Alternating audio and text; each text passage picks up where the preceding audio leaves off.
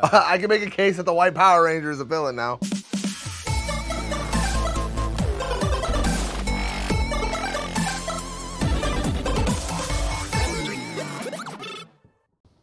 What is up, ladies and gentlemen? Welcome back to another episode of Party Chat. I'm Patrox. I'm Obey the Fist. Today we're joined by our super special, awesome friend, Steve.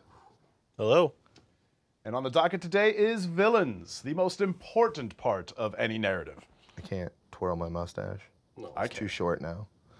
It just hurts my face. All right, so flipping the script, switching tracks here. Let's talk about shit tier villains. Hey, there we go. There we go. Everybody's got a couple. Sosuke Eisen from Bleach. Oh, Sosuke Eisen is a bad that villain. one hurts. Sosuke Eisen is a good villain up until the fake Karakura Town arc.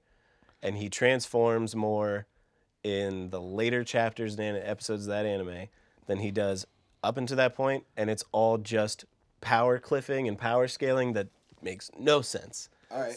That's fair. The thing that I liked about Eisen was that the whole time, right, he's been so nothing is going to touch him. Eisen never breaks at all. The whole time he's just got that perfect condescending, the sitting in the throne with his hand lazily against his cheek. And it's not until he realizes that he's lost that he snaps and starts screaming at Urahara about, you are like me. You have the intelligence to change the world. How dare you? How dare you throw that away? If they had gone from his arrival, maybe one transformation, and then that, perfect. But when he arrives in fake Karakura Town, you know what happens? Ichigo bursts from a portal and hits him in the back of the neck with a Getsuga Tensho, and he has something set up to block the back of his neck because he's so smart and ready for everything, and that's great. But then he just becomes a punching bag for everyone just to prove that he can't be killed. He lets everyone unload their strongest shit on him just because, I don't care, I'm too strong. I'm so strong I can be arrogant. I spent the first 90% of this show being tactical and planning, and now I'm just arrogantly powerful. And I think they ruined him at the end. But then that moment, and even in the extended, after that, which we're hopefully going to see animated this year, he goes back to that tactical, always planned out villain. I just wish that they hadn't given him that. Yeah, they just spoiled him. They made him this character assassination as a bitch. Yeah. I want to go last because I think I might have the hottest take. Ooh, go ahead. Okay. The dude who filled the Char Aznable role in Gundam Seed was terrible because he's just I want to kill everybody because I hate things. And I'm evil because I'm evil. Like, okay, don't. Just go hate yourself somewhere. I think one of the worst villains that sticks out in my head that I've ever encountered was actually at the beginning of Call of Duty Infinite Warfare. And I was really stoked for it because I love Kit Harington. I think he's a fantastic actor. And for him to be the bad guy, I was like, oh, I can't wait to see this. And then he comes out and does this whole thing where he's like, you care for your men? And then he shoots one of his own guys to make this point to, the player character. And he's like, caring for your men makes you weak. And then has a whole other diatribe and then looks at the rest of his homies and is like, kill them, save bullets. And then they stomp all the good guys out. And I was like, okay, so you, sir, wasted a bullet to kill one of your own guys to make a point to a man who's got 30 seconds to live? I don't like it when the writing makes it seem, it's like the writer going, look at how bad and evil and terrible this guy. Don't you just want to kill him? Yeah. Well, I think I think you want to hate a good villain. You want to hate a good villain, but hate has not of a silly reason. Yeah, not for There's I want you around so that I can kill you later, as opposed to get this guy gone. He's stupid. This is silly. And I think that's the line between that guy who is just, where's the good villain? This one sucks. Get him out of here. As opposed to a good villain that you want dead, but you want that process to build over time because you want their destruction to actually have an impact. I got two hot takes here. One's not really a hot take. It's just it's a statement, and I don't think anybody in this room is going to disagree with me. And then I've got the hot take, but because I want to get a non-anime villain in here. Kylo Ren, dog shit villain. He's not a villain. Kylo Ren's not a villain. That Kylo Ren is absolutely portrayed as the villain for the first 2.5 sequel movies. You want to talk about the true villain, the writers of those movies. Ooh, okay, Disney, we get it. But Kylo Ren's a shit villain. He's whiny, he's fucking entitled, and just a piece of shit. Hot take, despite it being my favorite anime of all time, Father from Full Metal Alchemist Brotherhood is a shit tier villain. If you didn't have the episode that dedicates itself to his origins, Nope, even without that. I would agree. He's a shit tier villain. Okay, I'll sell me on this. yeah. So after the whole Xerxes arc happens, and Hohenheim goes in one direction, and Father, the homunculus, dwarf in a flask, whatever the fuck you want to call him, goes in another. Okay, so you taught this man how to make a giant philosopher's stone out of an entire city. You really mean to tell me you expected this motherfucker to not see what you were doing in Amestris and go, huh? And then also, with an infinite life and infinite resources, also not figure out how to stop you? You basically know all of alchemy. You had to know that the option to stop you existed. In fact, you even laughed when he was like, haha, good attempt, but you need to activate it. Oh, the eclipse. Like, he didn't expect all this? You claim to be this grand master, all-seeing, all-thinking, all-knowing entity, and you let something you created out in the wild to stop you. It's a major oversight on the part of the villain, and outside of that, his motivations suck. He's a shit tier villain. All right, But the writing of Full Metal Alchemist Brotherhood is so great that I don't care. I will agree to the second part about his motivation sucking. That's fine. I won't argue that point. But to the first, I would say that the kind of the catch-all for these super powerful villains is what inevitably undoes them is the protagonist exploiting the fact that they have a horrible flaw in that they are arrogant. However, Father casted out all of the 7 deadly sins, including pride, which is arrogance. He should not have that arrogance via their own writing. He's a shit tier villain. I would disagree, because the whole crux, the biggest flaw in Father, is that he is never any bigger than a dwarf in the flask. And he's always trying to wear bigger and bigger pants, but he can't fit into them. That's his whole undoing, is he keeps overstepping, he keeps overreaching, he keeps trying to do more and more and more than he can accomplish, and he keeps getting outdone and undone. That's his whole thing. Go back to the flask. We saw the homunculus force Colonel Mustang into a portal Yeah. to become a sacrifice. They could have done that the whole time. Yet his plan was to use von Hohenheim and the Elric brothers, who were clearly up to no good, to stop them. They should have just killed them. Now, hold on. That's a very meta answer to what he could and should have done. That's like Knowing full well that they could force someone through a portal immediately negates all reason to have anybody that's ever been through the portal integral to your plan. The first time Ed and Al stuck their nose into business, they should have offed them. Done. But It's over. They needed them. No, they didn't. And they expressed the whole time that they didn't need to because they could just force someone through a portal. You just pull 5 fucking randoms off the goddamn street, like, get in the portal. Then why didn't they do that to start?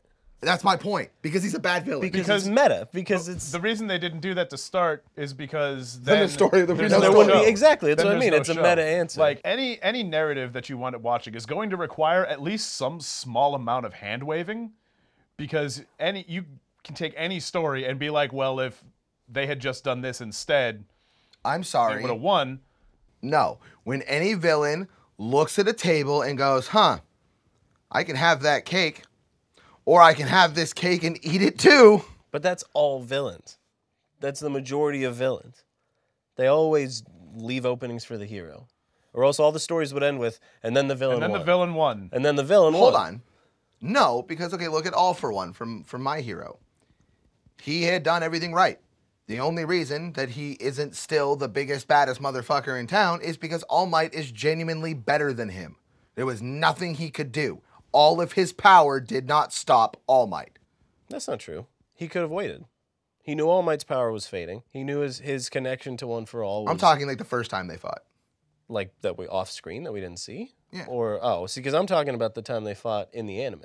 I'm talking about when canonically they fought, All for One lost because All Might was better than him. He gave it his all and lost. Yeah, and he could have just waited. Waited until until All Might got weaker and weaker and weaker, acquired more quirks, and killed him. But All Might wouldn't have gotten weaker and weaker and weaker without that first fight. So that point's moot. He even said he was getting weaker over time. But that was because of the injury caused by the first fight with All for One. Not the fact that he was giving Midoriya his quirk, and that over time he loses his strength. Because if that fight wouldn't have happened, he wouldn't have needed to find a successor yet. He'd have had quite a few more years of his prime. Want me to tell you why that's a moot point? Because that's not the end of the show.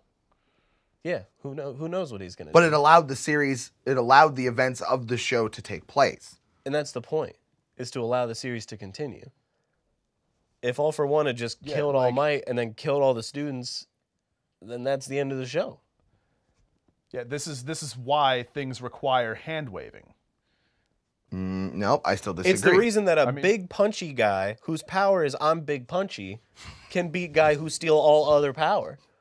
What's your power? I have all the powers. What's your power? I'm big punchy guy. And I win somehow because I sold a lot of chapters. But I win. And by the way, the reason All Might won that fight is not because he is stronger, it's because he was the fucking hero. Yeah. That was a narrative choice. You should be mad that All for One lost that fight. That's what you should be mad about, based on you being mad about... Why? Or that All Might lived it. Because All for One takes all quirks. There's no reason for him to lose against a guy with one quirk. Big punch power. With big punch power. That's the... Hold on.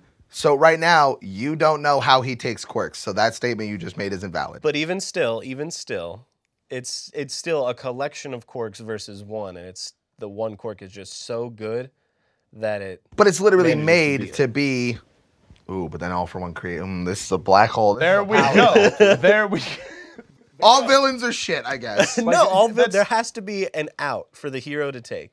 It's just about the quality of that out. I still just think that the moment they realized that they could create sacrifices by shoving them through the portal, they had no reason to keep Ed, Al, and Hohenheim alive, and therefore he's an idiot. But then we wouldn't have Full Metal Alchemist. I don't think it's arrogance. I think it's stupidity and also slightly bad writing. Okay. Here's a really good example of what's a genuine shit tier villain. This is gonna upset a lot of people. I'm not sorry, but Voldemort is a shit tier villain. Bad. Awful. Terrible. Awful. Awful. Bad. The worst. There's nothing about, all he had to do was get out of his own way. That's it. Literally, Voldemort defeated himself at every step of the way. Yeah, he's very bad. Mm-hmm. I'm not here to defend him. Nope. That's what a shit tier villain is. A shit tier villain is the one who creates the circumstances, of his own destruction, not through oversight, through actively taking steps that ensure his destruction. Well, Harry Potter as a series gets progressively worse over time. I mean, I don't support the Harry Potter series or anything related to it, so. I think the start of those movies, even if you're just looking at it from a movie, not an expanded lore or anything, it starts as whimsical, wonderful, magic, and this is so cool. And then at the end, it's just grizzled, we gotta kill this bad wizard. And it's much less about how cool magic can be and the appeal of a magical world, and it's just about big bad wizard guy with snake. This is, you know what Voldemort had to do to win? Walk out of the room after he killed Harry's parents. Yeah. He's a baby. He'll die. He'll open the window and leave. He'll be dead. Drop the side of the crib, open the window. Dude, it's October in London.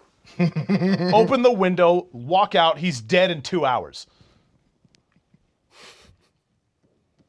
End. You get to win. Bud, congratulations. You cracked it. But instead he was like, no, I have to split my soul into 7 pieces, and I gotta put them in all kinds of different places, and I gotta make sure that I kill this kid in this very specific way, and then keeps on almost getting back. All right, so hold on. Because as much as I don't support the Harry Potter universe, I'm going to correct some things that you have said very, very wrong. First of all, Voldemort had already created the 6 Horcruxes long before he Correct.